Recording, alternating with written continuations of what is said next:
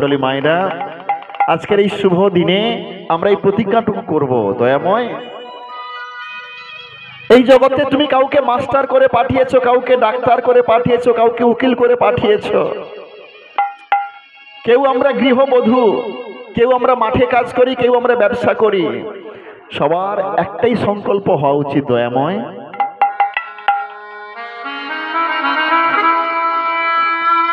তুমি আমাকে যেমন করে পাঠিয়েছো, যে কর্ম দিয়ে পাঠিয়েছো, সেই কর্মটা যেন আমি নিষ্ঠার সঙ্গে, সততার সঙ্গে সঠিকভাবে করতে পারি। এই কামনা আমাদের সবার করা উচিত। এই জগতে সবাই মাস্টার হবে না, সবাই ধনী মানুষ হবে না,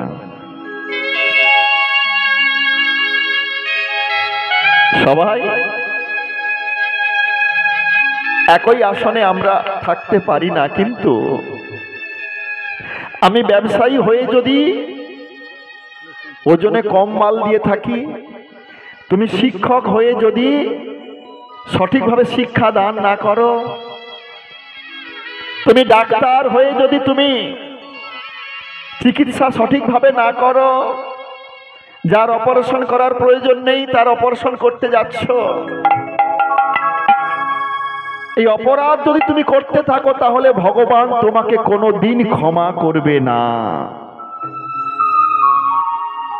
হ্যাঁ ভক্তমণ্ডলী মায়েরা, এই জগতে তুমি আমাকে অনেক ধনী মানুষ করে পাঠাওনি, তাতে কোনো দুঃখ নেই। তুমি আমাকে সাধারণ একজন মানুষ করে পাঠিয়েছ, তুমি আমাকে সাধারণ একজন শ্রমিক করে পাঠিয়েছ, তুমি একজন সাধারণ কর্মচারী করে পাঠিয়েছ, তাতে আমার কোনো দুঃখ নেই জানো দয়াময়। আমি যেন সারা জীবন ধরে তুমি যে কর্ম দিয়ে পাঠিয়েছ, আমি যেন সঠিকভাবে করে যেতে পারি দয়াময়। তুমি শুধু আমাকে এই আশীর্বাদটুকু করো, কৃপা করো গো,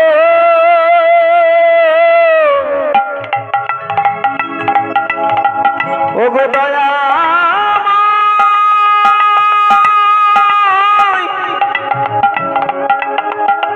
আমায় করুণা করো,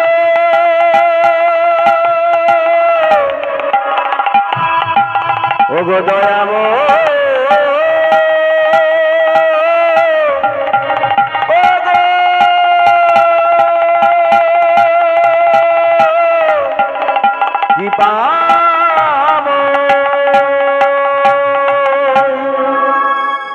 এই বাসনা আমাদের সবার থাকা দরকার। হ্যাঁ ভক্তমণ্ডলী মায়েরা, আপনারা ভাবুন একবার, সারা জীবন ধরে আপনারা রান্না করলেন, মায়েরা তো রান্না করেন, যত মা রয়েছে মহিলা মানে তাকে রান্না করতেই হবে।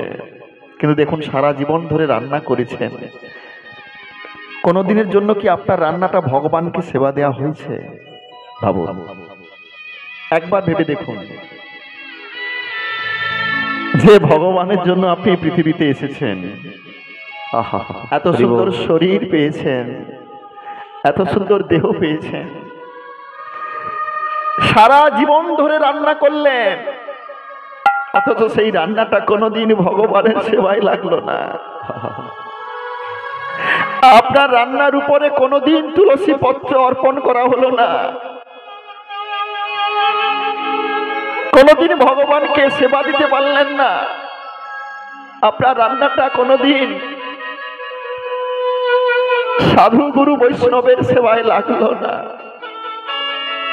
অথচ সারা জীবন ধরে রান্না করে গেলেন। ওই রান্নার কোনো মূল্য থাকবে গো? হ্যাঁ ভক্তমণ্ডলী মায়েরা, এমন করে আপনারা জীবন যাপন করুন, প্রত্যেকটা কর্ম যেন ভগবানকে সমর্পণ করা যায়। আপনি যা কিছু করছেন সমস্ত কিছু দিয়ে যেন ভগবানকে সেবা দেওয়া যায়।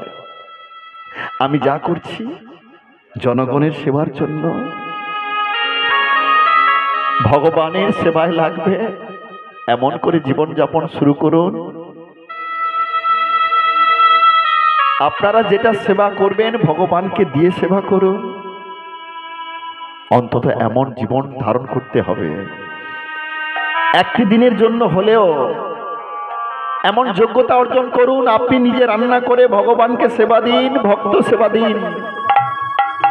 তাহলে সেই যোগ্যতা থাকতে হবে। ভগবানকে সেবা দেওয়ার জন্য যে যোগ্যতা প্রয়োজন, রান্না করতে গেলে যে যোগ্যতার প্রয়োজন, সেই যোগ্যতা অর্জন করতে হবে বাবা। আর তাই তো এই কলিযুগের মাটিতে এমন একজন এলেন, তিনি এসে আমাদের সেই রাস্তা দেখিয়েছেন। তিনি কে?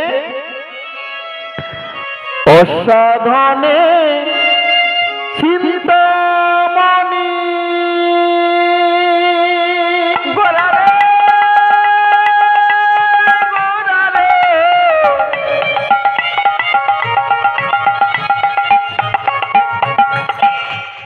গোরা গোরা রে, গোরা রে,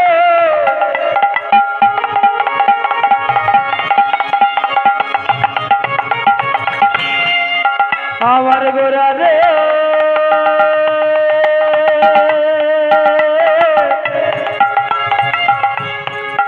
গোরা রে,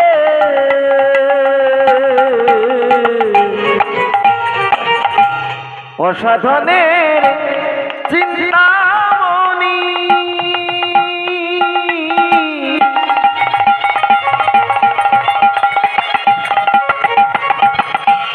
বিধি বিলায়নি,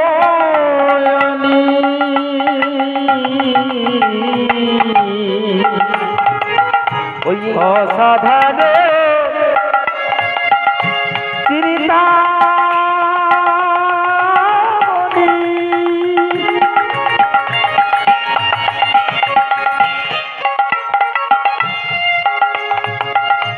পৃথিবীলা হলো রে,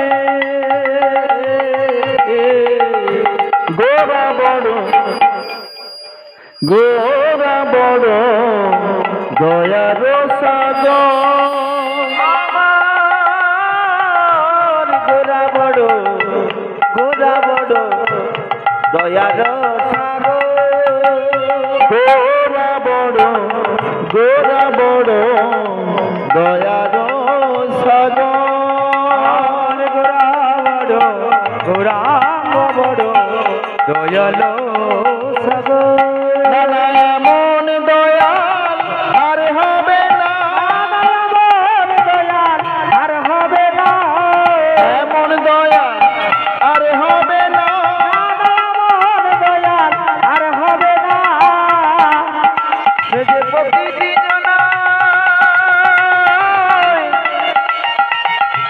বিলাই না, এমন দয়াল আর হবে না, মানবতী রাখলো না রে, এমন দয়াল আর হবে না, আজি যেতে সেবে নামি বিলাই, এমন দয়াল আর হবে না, হরি হরি হরি বলে, এমন দয়াল আর হবে না, আনন্দে বাহু তুলে, এমন দয়াল আর হবে না, নামা ভাবে বসে চলে, এমন দয়াল আর হবে না, হরি হরি হরি বলে, এমন দয়াল আর হবে না, হরি হরি হরি বলে, এমন দয়াল আর হবে না, এমন দয়াল আর হবে না, গোরা বড়, গোরা বড় দয়ার সাগর, আমার গোরা বড়, গৌরাঙ্গ বড় দয়াল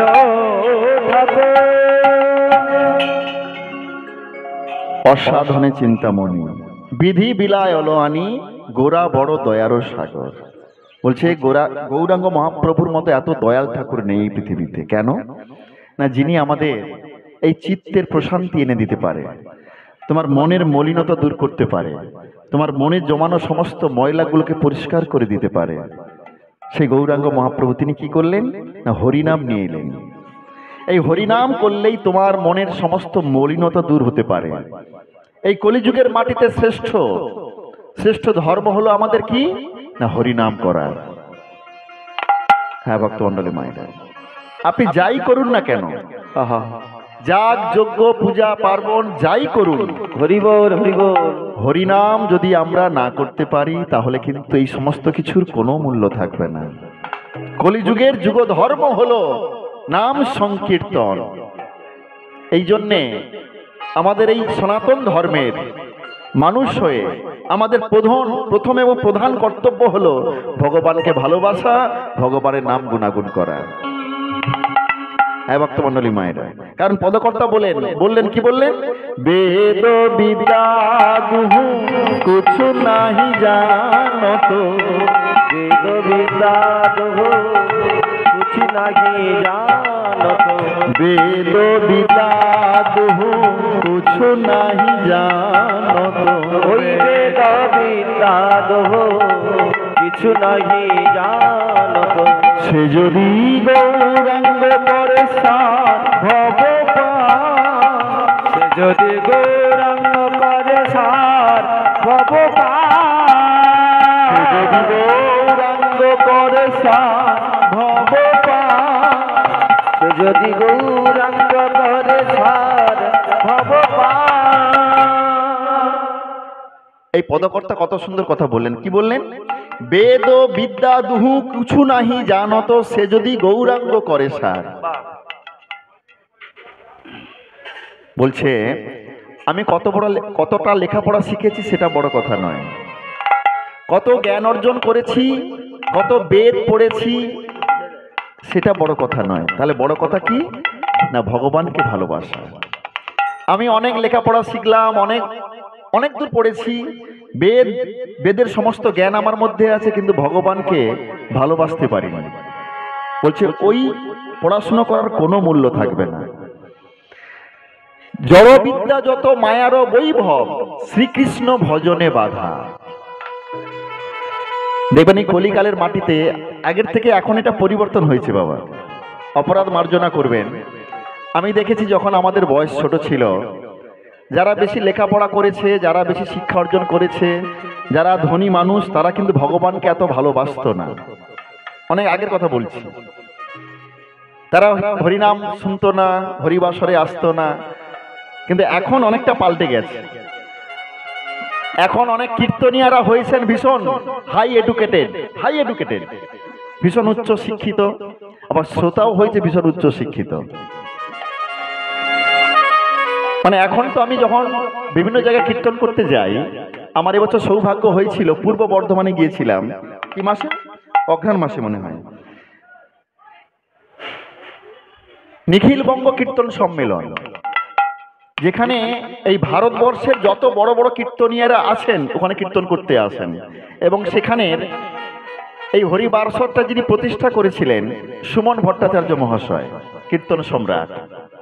তো সেই আসরে আমরা এবছর গিয়েছিলাম। সেখানে যতজন শ্রোতা ছিলেন সবাই হাই এডুকেটেড, শুধু তাই নয় ভীষণ ধনবানও বটে। তো সেই জায়গায় গিয়ে আমার অনুভব হয়েছিল যে বর্তমানে কীর্তনটা কোন জায়গায়, কোন লেভেলে পৌঁছেছে। এই গত 3 দিন আগে আমরা 24 পরগনা গিয়েছিলাম এই জায়গায় কীর্তন করতে, যার বাড়িতে, ব্যক্তিগত বাড়িতে, সেই বাড়ির সবাই মানে ডাক্তার, কেউ ইঞ্জিনিয়ার, এই সমস্ত সব কর্মে নিযুক্ত সবাই। তো তাদের বাড়িতে হরিবাসর হচ্ছে, এরকম সবাই বসে আছে, সবাই হাই এডুকেটেড। তারা হরিনামকে ভালোবাসছে, তারা হরিনাম করছে এবং হরিনাম শুনতে শুনতেও অশ্রু বর্ষণ করছে। তাহলে এর থেকে কি প্রমাণ হয় না এখন আমাদের এই হরিবাসর, হরি কথা, গৌর কথা কত উঁচু স্তরের মানুষও শুনছে? কেন শুনছে? তারা বুঝতে পেরেছে তোমার মধ্যে যদি অহংকার থাকে, অভিমান থাকে, তুমি কোনোদিন সুখ পাবে না। কথাটাকে একটু প্রমাণ করে দেখবেন। আপনি যদি অভিমান করে থাকেন, আপনার মধ্যে যদি অহংকার থাকে, আপনি যদি সবার সঙ্গে মিশতে না পারেন, আপনার মধ্যে কিন্তু সেই সুখ বা সেই শান্তিটা আসবে না। এই জগতের মধ্যে সেই মানুষকে সবচেয়ে বেশি ঘৃণা করা হয়, জানেন কাকে? অহংকারী মানুষকে। তোমার টাকা থাকতে পারে, তুমি ধনী হতে পারো, তোমার মধ্যে যদি অভিমান থাকে তোমাকে কেউ ভালো বলবে না। তুমি উচ্চ শিক্ষিত হতে পারো, তুমি উচ্চ শিক্ষিত হয়েছে বলে বাড়ির পাশে যে সমস্ত মানুষজনরা লেখাপড়া শিখতে পারেনি, তুমি তাদের সঙ্গে কথা বলবে না। তোমাকে ভালো মন্দ জিজ্ঞেস করলেও তাদের ফিরে তাকাবে না।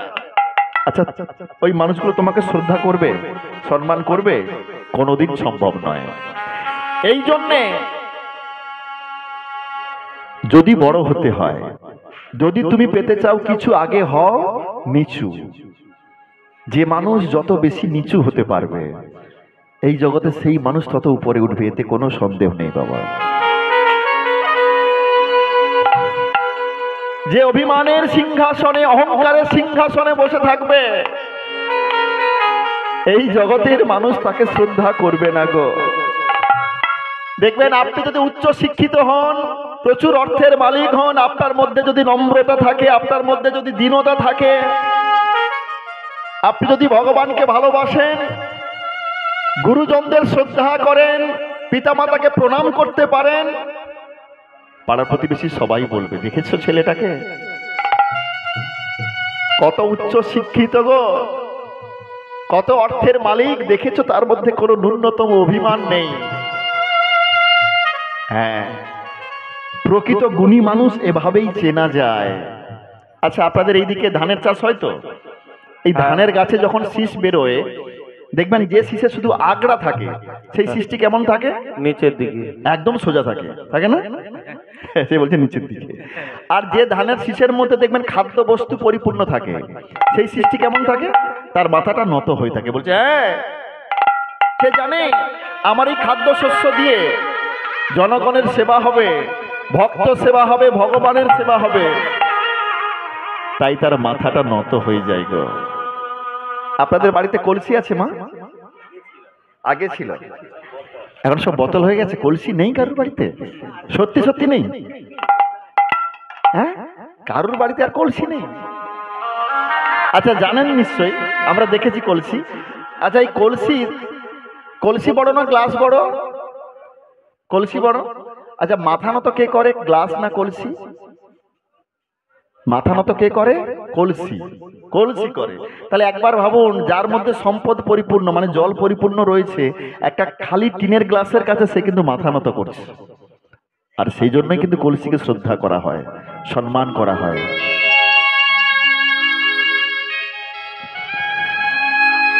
ও মায়েরা, তীর ধনুক দেখেছেন? তীর ধনুক, তীর কোন দিকে যাবে, সামনের দিকে না পেছনের দিকে? পেছনের দিকে। উল্টে পাল্টা কথা বলছে। তীর সামনের দিকে যাবে, আচ্ছা টানতে হবে কোন দিকে? পেছনের দিকে।